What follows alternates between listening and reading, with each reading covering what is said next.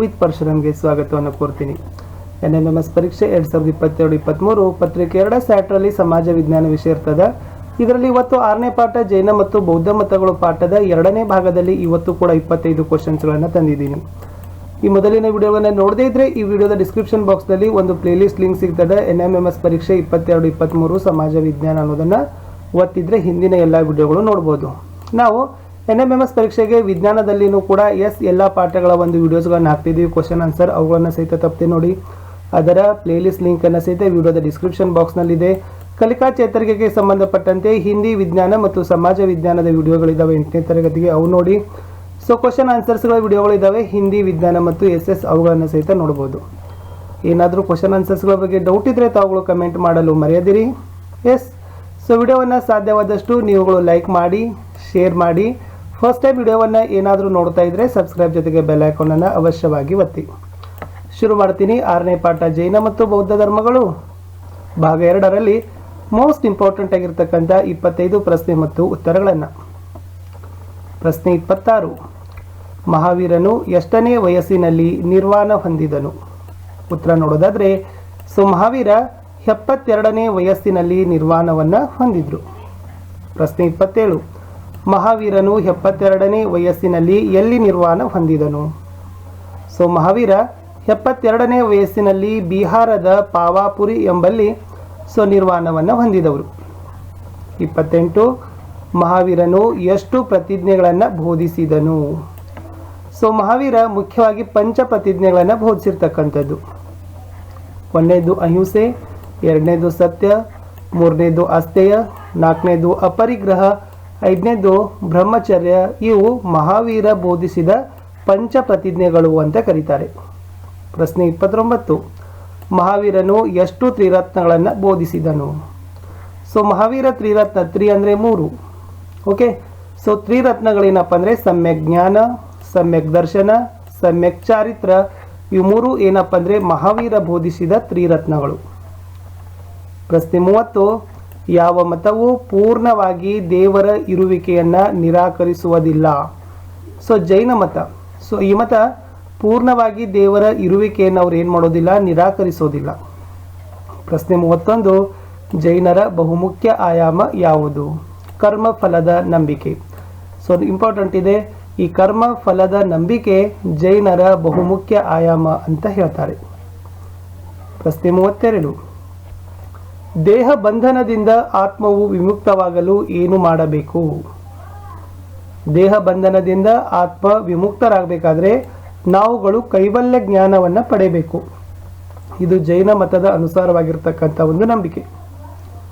ಪ್ರಶ್ನೆ 33, ಜೈನರಲ್ಲಿನ 2 ಮುಖ್ಯ ಪಂಗಡಗಳು ಯಾವುವು? ಜೈನ ಮತದಲ್ಲಿ 2 ಮುಖ್ಯ ಪಂಗಡಗಳು ಬರ್ತವೆ. 1ನೇದು ಶ್ವೇತಾಂಬರ, 2ನೇದು ದಿಗಂಬರ. ಅವೆರಡೂ ಜೈನ ಮತದಲ್ಲಿನ ಮುಖ್ಯವಾಗಿರ್ತಕ್ಕಂಥ ಪಂಗಡಗಳಂತಾನೆ ಹೇಳ್ತಾರೆ. ಪ್ರಶ್ನೆ 34, ಸಲ್ಲೇಖನ ಅಂದರೆ ಏನು?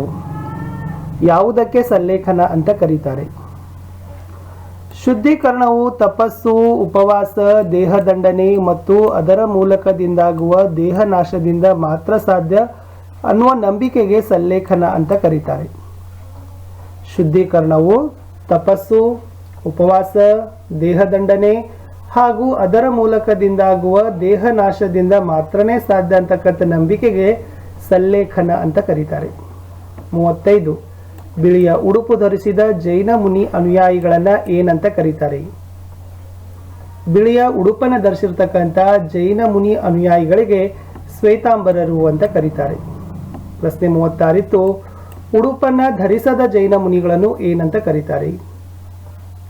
ಉಡುಪನ್ನ ಧರಿಸದ ಜೈನ ಮುನಿಗಳನ್ನ ದಿಗಂಬರರು ಅಂತ ಕರೀತಾರೆ.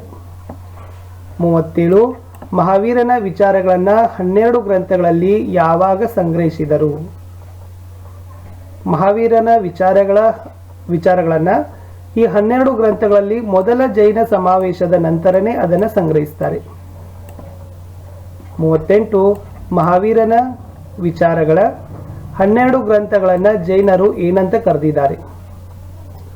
ಮಹಾವೀರನ ಸಮಗ್ರವಾದ ವಿಚಾರಗಳು 12 ಗ್ರಂಥಗಳಲ್ಲಿ ಇದ್ದಾವೆ. ಆ 12 ಗ್ರಂಥಗಳನ್ನು ಜೈನರು ಅಂಗಗಳು ಅಂತ ಕರೆದಿದ್ದಾರೆ.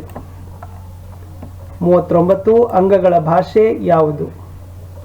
ಅಂಗಗಳು ಪ್ರಾಕೃತ ಭಾಷೆಯಲ್ಲಿ ಲಭ್ಯ ಇದ್ದಾವೆ. ಬಿಹಾರದ ಕ್ಷಾಮದಿಂದ ಜೈನರು ದಕ್ಷಿಣದಲ್ಲಿ ಬಂದು ಎಲ್ಲಿ ನೆಲೆಸಿದರು? ಬಹಳ ವರ್ಷಗಳ ಹಿಂದೆ ಬಿಹಾರದಲ್ಲಿ ಕ್ಷಾಮ ಉಂಟಾಗ್ತದ. ಆ ಕ್ಷಾಮ ಉಂಟಾಗಿ ಜೈನರು ದಕ್ಷಿಣ ದಿಕ್ಕಿನಲ್ಲಿ ಯಾವ ಸ್ಥಳದಲ್ಲಿ ಬಂದು ನೆಲೆಸ್ತಾರೆ? ಶ್ರವಣ ಬೆಳಗೊಳ ಅಂತಕ್ಕಂಥದ್ದು. ಅದನ್ನೇ ಜೈನರ ದಕ್ಷಿಣ ಕಾಶಿ ಅಂತಲೂ ಕೂಡ ಕರೀತಾರೆ. 41 ಜೈನರ ಗ್ರಂಥಗಳು ಯಾವ ಯಾವ ಭಾಷೆಯಲ್ಲಿ ರಚನೆಯಾದವು? ಅಂಗಗಳು ಪ್ರಾಕೃತ ಭಾಷೆಯಲ್ಲಿದ್ದಾವೆ, ಆದರೆ ಜೈನರ ಗ್ರಂಥಗಳು ಕನ್ನಡ, ತೆಲುಗು, ತಮಿಳು ಭಾಷೆಯಲ್ಲಿ ಸಹಿತ ಏನಾಗಿದ್ದಾವಪ್ಪ ಅಂದ್ರೆ ರಚನೆ ಆಗಿದ್ದಾವೆ ಅಂತ ನಾವು ಬರೀಬಹುದು. ಪ್ರಶ್ನೆ 42 ಕನ್ನಡದ ಸುಪ್ರಸಿದ್ಧ ಕವಿಗಳಾದ ಪಂಪ, ರನ್ನ, ಪೊನ್ನ ಮತ್ತು ಜನ್ನ ಯಾವ ಮತದವರು? ಬಹುಶಃ ಹಳಗನ್ನಡದ ಸಾಹಿತ್ಯವನ್ನು ಸಮೃದ್ಧವನ್ನಾಗಿ ಮಾಡಿದ ಕೀರ್ತಿ ಪಂಪ, ರನ್ನ, ಪೊನ್ನನಿಗೆ ಸಲ್ತದ. ಆ ಪಂಪ, ರನ್ನ, ಪೊನ್ನ ಮತ್ತು ಜನ್ನ 4 ಕವಿಗಳು ಯಾವ ಮತಕ್ಕೆ ಸೇರಿದ್ದಾರೆ ಅಂದ್ರೆ ಜೈನ ಮತಕ್ಕೆ ಸೇರಿದವರು. ಪ್ರಶ್ನೆ 43 ಸಿದ್ಧಾರ್ಥ ಏನೆಂದು ಪ್ರಖ್ಯಾತನಾದ? ಬಾಲ್ಯದಲ್ಲಿ ಸಿದ್ಧಾರ್ಥ ಅಂತ ಕರೀತಿದ್ರು. ಮುಂದೆ ಈತ ಗೌತಮ ಬುದ್ಧ ಅಂತ ಪ್ರಖ್ಯಾತವನ್ನು ಹೊಂದಿದ. ಗೌತಮ ಬುದ್ಧ ಜನಿಸಿದು ಯಾವಾಗ? ಸಾಮಾನ್ಯ ಶಕ ಪೂರ್ವ 6ನೇ ಶತಮಾನದಲ್ಲಿ ಗೌತಮ ಬುದ್ಧ ಜನಿಸಿದ. 45 ಗೌತಮ ಬುದ್ಧನ ತಂದೆ ಯಾರು? ಶುದ್ಧೋಧನ. ಈತ ಯಾರಪ್ಪ ಅಂದ್ರೆ ಗೌತಮ ಬುದ್ಧನ ತಂದೆ. 46 ಶುದ್ಧೋಧನ ಯಾವ ಗಣಸಂಘದ ರಾಜ? ನೆನಪಿಟ್ಕೊಡ್ರಿ, ಶಾಕ್ಯ ಗಣ ಅಂತ ಬರ್ತದ.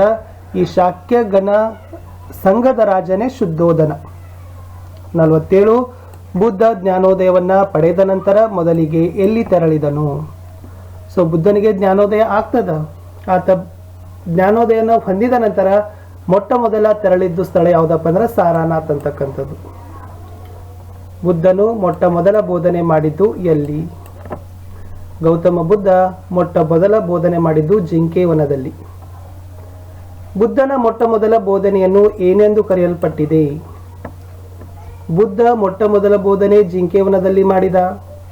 ಆ ಮೊಟ್ಟ ಮೊದಲ ಬೋಧನೆಯನ್ನು ಅವರು ಧರ್ಮಚಕ್ರ ಪ್ರವರ್ತನ ಅಂತ ಕರೆದಿದ್ದಾರೆ. ವಿಡಿಯೋದ ಕಡೆ ಪ್ರಶ್ನೆಗೆ ಹೋಗೋಕ್ಕಿಂತ ಮುಂಚೆ ದಯಮಾಡಿ ವಿಡಿಯೋವನ್ನು ಲೈಕ್ ಮಾಡಿ, ನೀವು ಬಳಸ್ತಕ್ಕಂಥ ಸೋಷಿಯಲ್ ಮೀಡಿಯಾ ಪ್ಲಾಟ್ಫಾರ್ಮ್ಗಳಲ್ಲಿ ಶೇರ್ ಮಾಡಲು ಮರೆಯದಿರಿ.